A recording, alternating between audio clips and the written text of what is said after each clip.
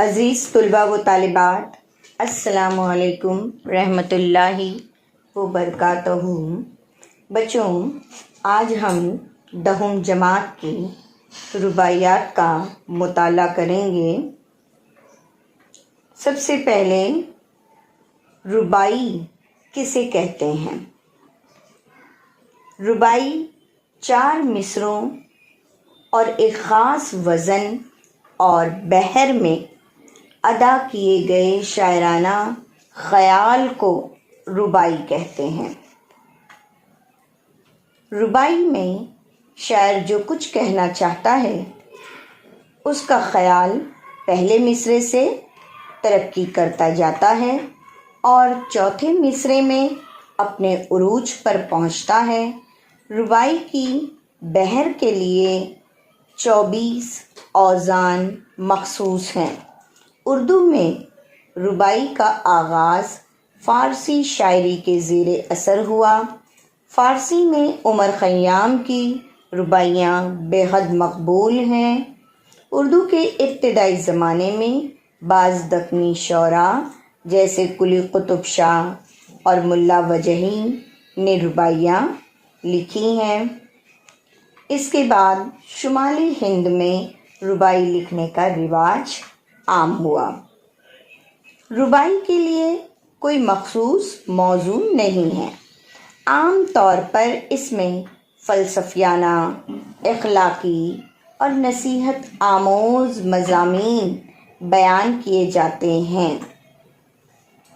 بچوں، پہلی رباعی کشن پرساد کی جو ہے یہ حذف کی گئی ہے، اسے آپ کے پورشن سے ہٹایا گیا ہے۔ اس لیے اب ہم دوسری رباعی جو یاس یگانہ چنگیزی کی لکھی ہوئی ہے اس کا مطالعہ کریں گے۔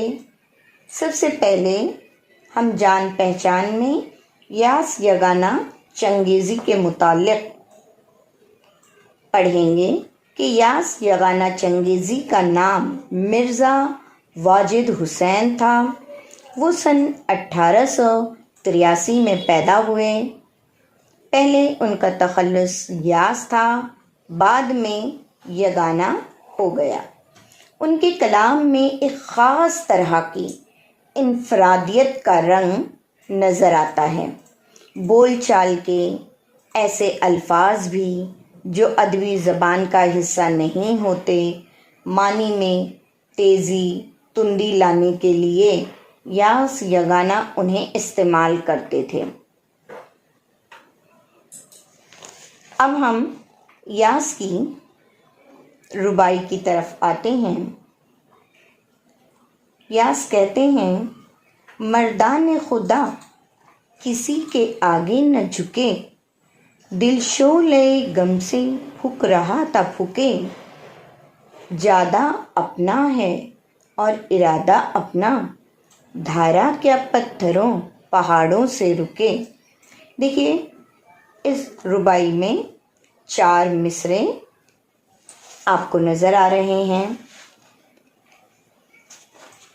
پہلا جو مصرعہ ہے، مردان خدا کسی کے آگے نہ جھکے۔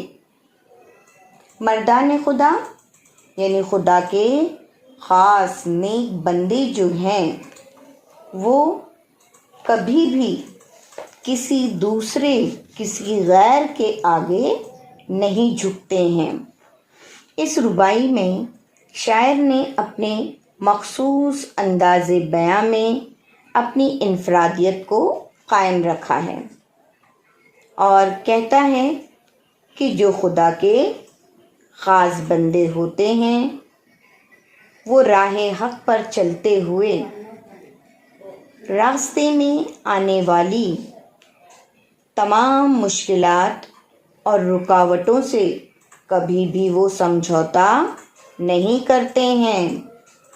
دل شعلے غم سے پھک رہا تھا پھکے، پھکنا جلنا، شعلے غم دکھ اور تکلیفوں سے۔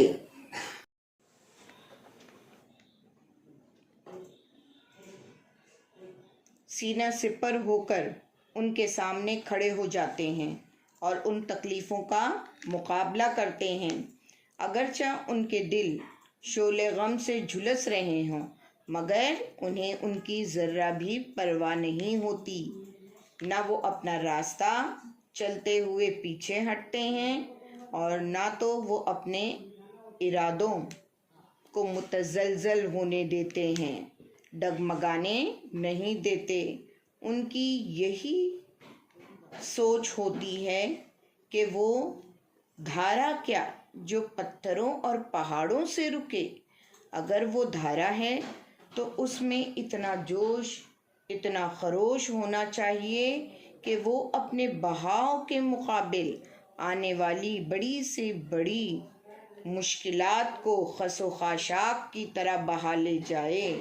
مردان خدا جو ہیں وہ اپنے ارادوں میں بالکل اٹل اور پکے ہوتے ہیں۔